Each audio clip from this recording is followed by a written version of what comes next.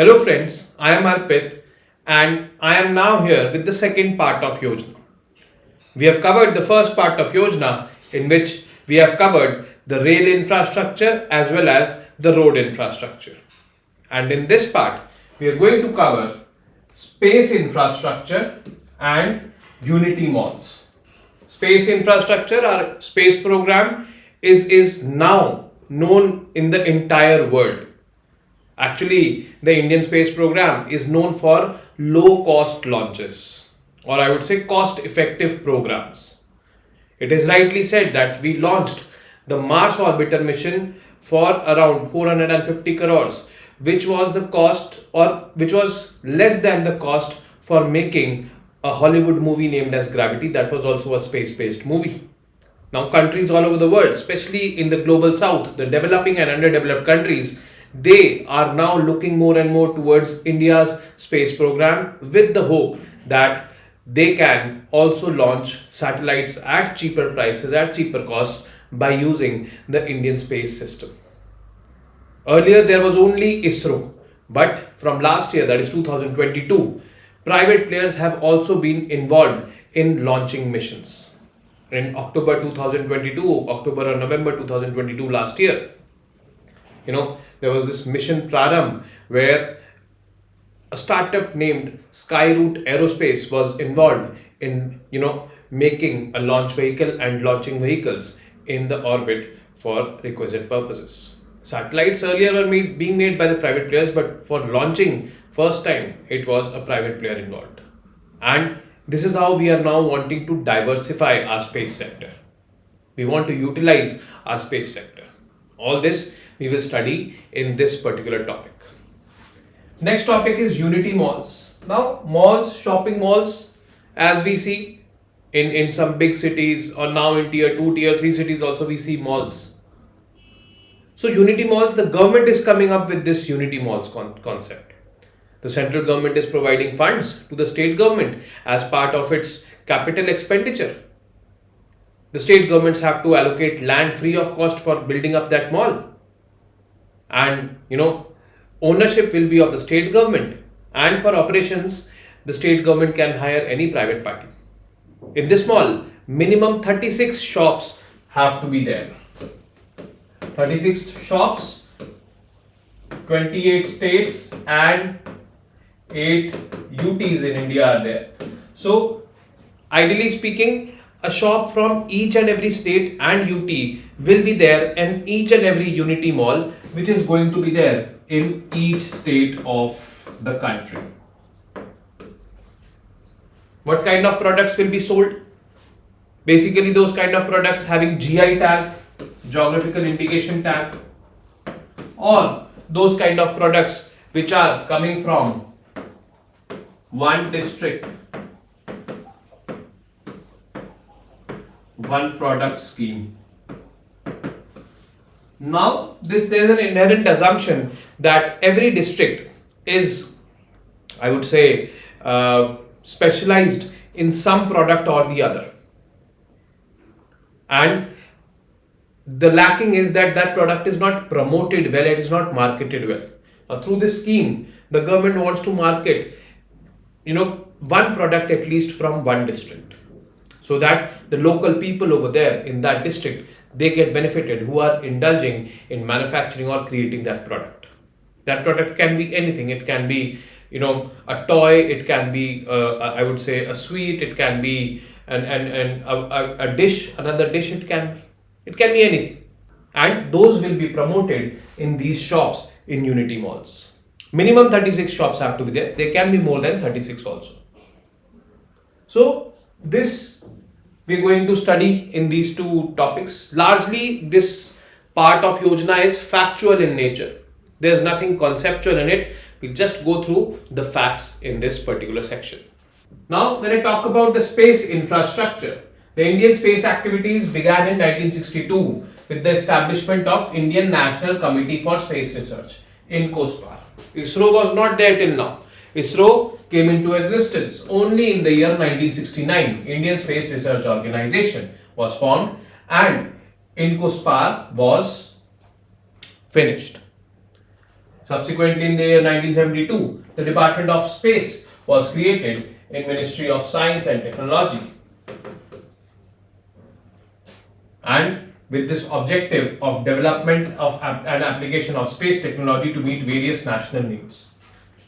Now, application of space technology for meeting various national needs. National needs can be anything, like the farmers, they want weather prediction, satellites will give them. The students, they want education, satellites will give them. The army men, the Jawans, they want communication through satellite, the space will give them, the space sector will give them. All these were national needs which had to be fulfilled by the Department of Space. Indian Space Research Organization, it was formed. Now we are getting into this various organizations which are getting formed. ISRO, the headquarters in Bangalore it is. ISRO's primary objective is development and application of space technology to meet various national needs. ISRO has established several space systems for communications, television broadcasting, meteorological services, resource monitoring and such like. Some launch vehicles. Launch vehicles are those rockets which we see on which the satellites are mounted. These are the satellites. This is the launch vehicle. The launch vehicle takes up these satellites into the desired orbit and leaves them over there. So this I would say three types of launch vehicles are there. Polar satellite launch vehicle, geosynchronous launch vehicle or geosatellite launch vehicle, or geostationary launch vehicle, and small satellite launch vehicle.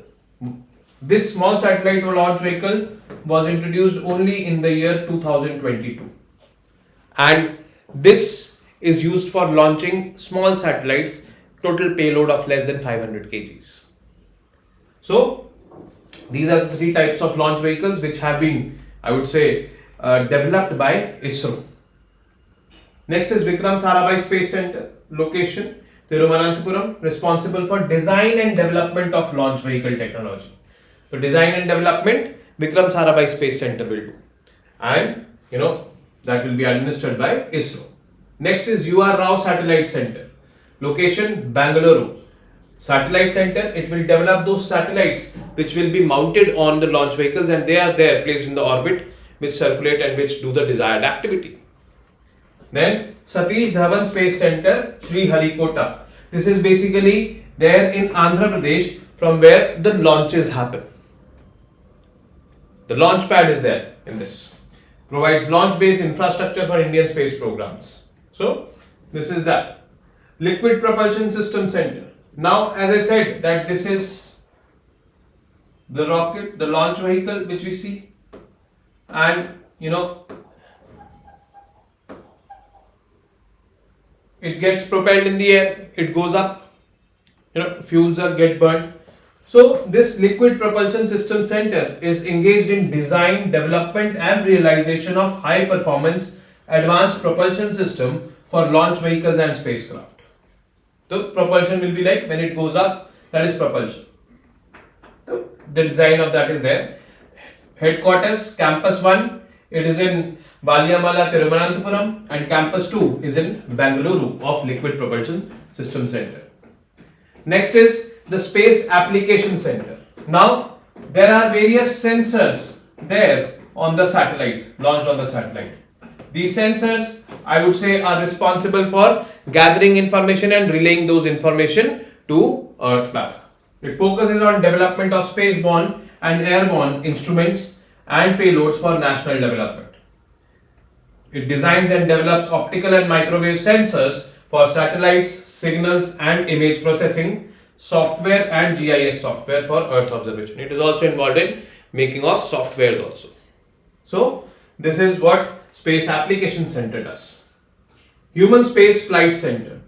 Now this is headquartered in Bengaluru and it was established very lately in 2019. Actually very true, because India has not yet sent a manned mission in space using indigenous aircrafts or using indigenous spacecrafts, we can say. However, the first manned mission planned is Gaganyaan.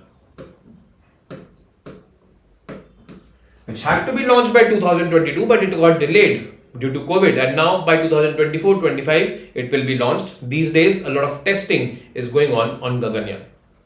So Human Space Flight Center will be instrumental in launching Gaganyaan. Next is National Remote Sensing Center, NRSC, Hyderabad. Remote sensing is you are not in physical contact, you are away, but still you are sensing and you are coming to know the features of that particular surface. This is what major of the satellites do. So this National Remote Sensing Center, it has a mandate for establishment of a ground stations for receiving satellite data. So these ground stations will be receiving satellite data. That satellite data is, I would say, remote sensing in nature. And it disseminates it to the users, it develops techniques for remote sensing, and all this is done by this National Remote Sensing Center. Next is ISRO Propulsion Complex. Mahendragiri, the headquarters it is in, responsible for the assembly, integration and testing of liquid propulsion systems for launch vehicles. ISRO Telemetry Tracking and Command Network. Location, Bengaluru. Telemetry is basically in the way in which information will be accepted or received, and how will it be communicated to us from the satellites. That all is called as telemetry. So telemetry tracking and command and mission control services to major launch vehicles, interplanetary spacecraft missions of ISRO, and the ground segment of Navik satellite system. Navik is basically the navigation system, Indian National Regional Satellite System, that is doing the navigation, like GPS it is, the Indian GPS it is. Next is Master Control Facility, MCF. Location, Hassan, Karnataka and Bhopal. Responsible for on-orbit operations and launch and early orbit phase. Operations of geostationary, geosynchronous and IRNSS class spacecraft of ISRO. It does. Then ISRO Inertial Systems Unit, Thiruvananthapuram, it is headquartered in. Engaged in the design and development of inertial systems for launch vehicles and satellites. Then we have Laboratory for Electro-Optics System. Location, Bengaluru. Involved in the design, development and production of altitude sensors, high resolution image optics and all. Indian Institute of Remote Sensing, Dehradun it is headquartered in, and it offers graduation and post-graduation courses in remote sensing. Development and Educational Communication Unit, Ahmedabad it is located in. Implementation of satellite communication based societal applications in the country. It works with user agencies and facilitates the spread of space applications to reach the unreached. This is there. Then Physical Research Laboratory, PRL, location Ahmedabad. It is a premier research institute engaged in basic research in the areas of astronomy, astrophysics, solar physics, planetary science and all. Then we have National Atmospheric Research Laboratory, which is headquartered or located in Gandaki, Tirupati. Engaged in the atmospheric and space science with the vision of developing the capability to predict the behavior of Earth's atmosphere. Don't worry, you don't have to memorize it.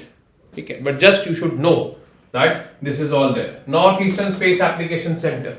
It is, as the name suggests, it is there in the northeastern states of Meghalaya. In Shillong it is located, for developing or extending India's space program to northeast region. Then we have Indian Institute of Space Science and Technology. First established in Thiruvananthapuram in 2007, offers high quality education in space science and technology to meet the demands of Indian space program. Antrix Corporation Limited, Bengaluru, providing space sector products and services to customers globally. Basically, it is a marketing arm of ISRO globally. And finally, the last two, that is New Space India Limited, NSIL, headquartered in Bengaluru. It is also kind of, I would say, the marketing arm, a newly formed marketing arm of ISRO. It tells about ISRO's successes to the people all across the world and to countries all across the world actually, and to invite more and more space business for the Indian space sector. And last one is Indian National Space Promotion and Authorization Center, that is InSpace. Now what does InSpace do? As I mentioned that last year, for the very first time, under Mission Prarambh, Skyroot Aerospace launched a launch vehicle carrying multiple satellites, and that is a private launch by a private entity in India's history. Now, in space is that agency of the government which acts like a facilitator between the private players and the government. Actually, this private player in Skyroot Aerospace only built that launch vehicle. Now, from where to launch? That infrastructure is with ISRO, Sriharikota, Satish Dhawan Space Center. While launching, launch pad is required, that control room is required from where you can control its trajectory and all. That infrastructure is provided by the government to that private player. And who is there in the middle? I would say this InSpace is there in the middle. It is basically a facilitating agency in the middle between the private players and ISRO, or I would say Department of Space, where it receives bids from private players that they want to launch this kind of project, that kind of project, and if it's feasible, then InSpace facilitates the launches in space for those private players. Till now, only one launch has been there, but yes, in times to come, many launches have been scheduled, and you will see role of InSpace getting more and more increased in the times to come. Next is Unity Malls. Unity Malls are basically those malls which are created by the government. Shopping malls. The central government allocates funds to the state governments. The state governments utilizes those funds to build that mall. Land for that mall is given by the state government. State government cannot charge anything for that. Ownership of that mall of the state government. For operation of that mall, the state government can delegate to a private player for operation and maintenance of that mall. Why the word unity is there? Because in this mall there will be minimum 36 shops, and these 36 shops, basically one shop each from every state and UT, which will be showcasing the products of their respective states. Which kind of products? Those products which have GI tags and which have, I would say, which are designated as one district, one product. This will make flow of goods from one region to the other region smooth, and people will get to know the culture of one place or the other place, and that is how it aims to maintain or foster unity in the country. A Unity Mall is an initiative of the Government of India and is poised to play a pivotal role in fostering economic development, providing recreational spaces, enhancing tourism, and celebrating the rich cultural heritage of India. It will serve as comprehensive marketplace within the state for promotion and sale of one district, one product, GI products, handicraft product, and other local items. Unity malls will be established in each state. The purpose of Unity Mall is to foster national unity and make progress in Make in India and Atmanirbhar Bharat, because all those products will be sold which are made in India. It facilitates employment opportunities, skill development, and contribute to overall economic growth. Each Unity Mall will have one shop allocated for each state to showcase their GI tag product and one district, one product offerings. Financials involved. Unity Mall are funded under the scheme for special assistance to states for capital expenditure. The scheme aims to stimulate capital expenditure and harness the significant multiplier effect of such expenditure. Under the scheme, states are given interest-free loans for 50 years, and this loan which is given for Unity Malls is not to be counted towards the annual borrowing limit of the state, that is above that or separate from that. Rupees 5,000 crore under the scheme has been earmarked for construction of Unity Malls overall in the entire country. The state government needs to provide land for free and also allocate additional funds for the project if needed. Features: standardized design will be there to ensure uniformity of all these Unity Malls. Layout and commercial spaces. Each Unity Mall should incorporate a minimum of 36 commercial spaces. 36 why? Because 28 states are there and 8 UTs are there. 28 plus 8, 36. With uniform floor space and common rent allocated to each state and union territory. so that there will be no dispute ki my space is more, my space is less, like this, nothing. Amenities, there will be extra amenities like, state of the art food court, parking facilities, spaces for recreational and cultural activities and such like all these kind of activities are there in the malls. Then public private partnership, operations and maintenance of Unity Mall will be structured under a public private partnership. How? Ownership will be of the state government, but yes, the operation and maintenance can be delegated to private players. So this is how public private partnership will be there. Now here are two examples of this Unity malls. The proposed, it is not there built, but yes, Chhattisgarh has proposed this design of a Unity mall, and this is the design proposed by Madhya Pradesh for this Unity mall. So this is how they are going to look like, having, I would say, minimum 36 commercial spaces. Each space will be allocated to each state or UT, where they will be showcasing or selling their GI tagged products or one district, one product, wale products. This is the phenomenon or concept of Unity Mall. And with this part of Yojana is completed. I will be meeting you in the third part of Yojana, that is agri infrastructure. That is going to be a bit long, but that is going to be very, very interesting and extremely important if you want to know about the agriculture journey of India. How we were, how we are, and how we will be in terms of agriculture. So this is it from part 2 of 3 of Yojana for October 2023. We'll see you on the other side in the part 3rd. Namaste. Jai Hind.